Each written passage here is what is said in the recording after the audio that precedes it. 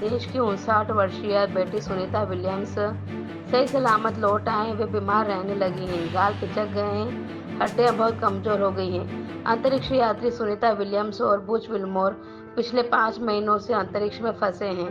दोनों एस्ट्रोनॉट्स को 1 सप्ताह के अंदर वापस लौटना था, लेकिन अंतरिक्ष यान में तकनीकी समस्या के चलते अब उनके फरवरी में वापस लौटने की उम्मीद की जा रही है। एक रिपोर्ट के मुताबिक स्पेन में लंबे समय तक रहने के चलते भारतीय मूल की अमेरिकी एस्ट्रोनॉट सुनीता विलियम्स और साथ ही बुच के स्वास्थ्य पर बुरा असर पड़ रहा है। हाल में आई तस्वीरों में देखा गया कि वे काफी कमजोर नजर आ रही हैं। उनके गाल पिचके हुए हैं। अंतरिक्ष में इतने लंबे समय तक रहना आसान नहीं है।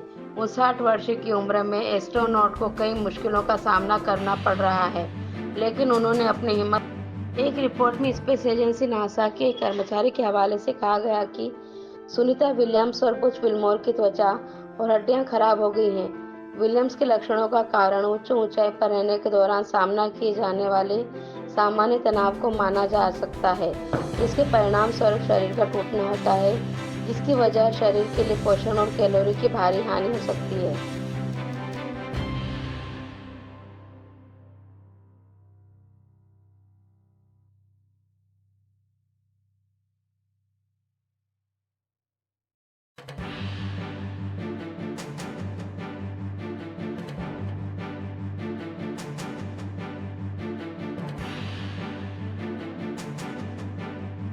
महाराष्ट्र में विधानसभा चुनाव की वोटिंग के 11वें दिन पहले केंद्रीय मंत्री नितिन गडकरी ने बागियों को लेकर बयान दिया है।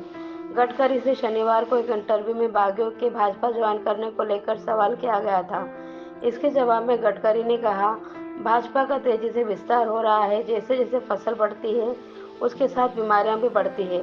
भाजपा के पास बहुत सारी फसलें हैं जो बहुत अच्छी पैदावार देती हैं, लेकिन कुछ बीमारियां भी लाती हैं। इसलिए हमें ऐसी बीमार फसलों का कीटनाशकों पर छिड़काव करना आवश्यक है। गडकरी ने कहा कि भाजपा में अलग अलग कारणों से नए लोग आ रहे हैं। उन्हें ट्रेनिंग देना, विचारधारा के बारे में बताना और कार्यक्रम बनाना हमारी जिम्मेदारी है। 1000 कार्यकर्ता खड़े होते हैं, लेकिन कभी कभी एक कार्यकर्ता कुछ कह देता है और उन 1000 कार्यकर्ताओं की मेहनत खराब हो जाती है। गडकरी से सवाल किया गया कि लोकसभा चुनाव में महाराष्ट्र में हार के बाद नड्डा और अमित शाह ने महाराष्ट्र में भाजपा नेताओं के साथ कई बैठकें की, लेकिन इन बैठकों में वे मौजूद नहीं थे। इस पर गडकरी ने कहा, मेरी महाराष्ट्र में कोई भूमिका नहीं है। यहाँ के नेता सक्षम है, उन्हें जब भी मेरी जरूरत होगी मैं उपलब्ध रहूंगा। गडकरी ने इंटरव्यू में आगे कहा कि सरकार और प्रशासन को धर्मनिरपेक्ष होना चाहिए। कोई व्यक्ति कभी धर्मनिरपेक्ष हो या ना हो, लेकिन राज्य सरकार और प्रशासन को धर्मनिरपेक्ष होना चाहिए। इसके अलावा गडकरी ने आरवी में एक चुनावी सभा के दौरान कांग्रेस पर ग्रामीण क्षेत्रों के विकास न करने का आरोप लगाया। गडकरी ने कहा, कांग्रेस ने कभी भी ग्रामीण भारत के विकास के बारे में गंभीरता से नहीं सोचा। अगर ग्रामीण भारत को प्राथमिकता दी जाती तो किसान आत्महत्या नहीं करते और गांवों में गरीबी नहीं होती। भारत के 75 साल के इतिहास में कांग्रेस ने लगातार ग्रामीण क्षेत्रों के विकास की अपेक्षा की है।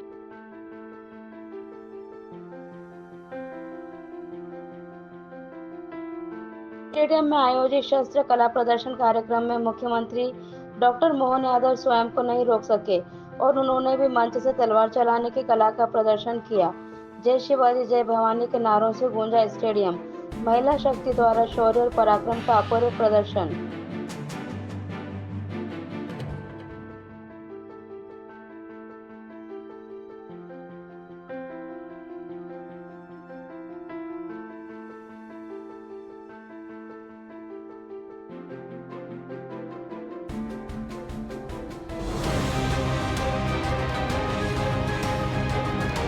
सशक्त महिला समृद्ध प्रदेश, नारी सशक्तिकरण में अग्रणी अपना मध्य प्रदेश। नारी सशक्तिकरण के नव प्रतिमान गढ़ते मध्य प्रदेश ने सफलता की अनेकों कहानियां लिखकर राष्ट्रीय स्तर पर अपनी नई पहचान बनाई है।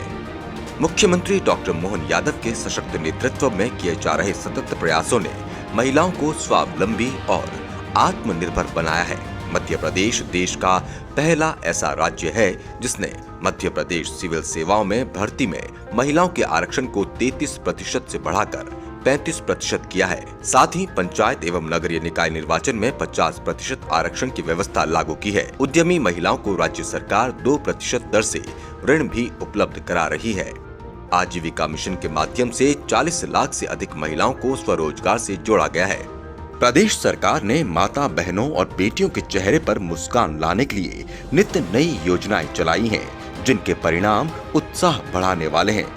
इन प्रयासों के चलते ही मध्य प्रदेश में महिलाएं अब मजदूर नहीं बल्कि मजबूत होकर उभरी हैं।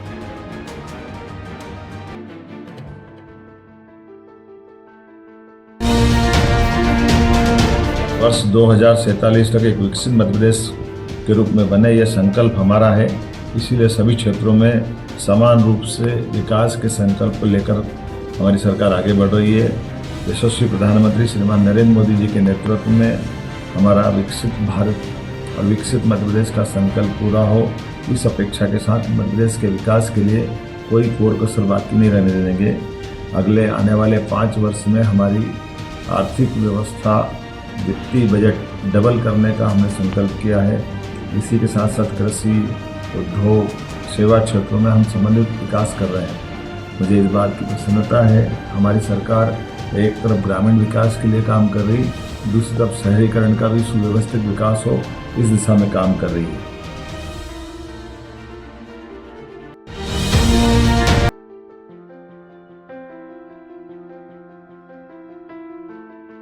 Nursing teachers association India NTAI केवल इंस्टीट्यूट ऑफ नर्सिंग, ग्राम कनाडा, खंडवा रोड, सिमरोल, गोकर्ण, इंदौर, मध्य प्रदेश के सहयोग से एक नया युग और उन्नति गुणवत्तापूर्ण देखभाल के लिए नर्सों को सशक्त बनाना, इस विषय पर राष्ट्रीय सम्मेलन का आयोजन कर रहा है। रोगी सुरक्षा सुबह 9 बजे से शाम 5 बजे तक।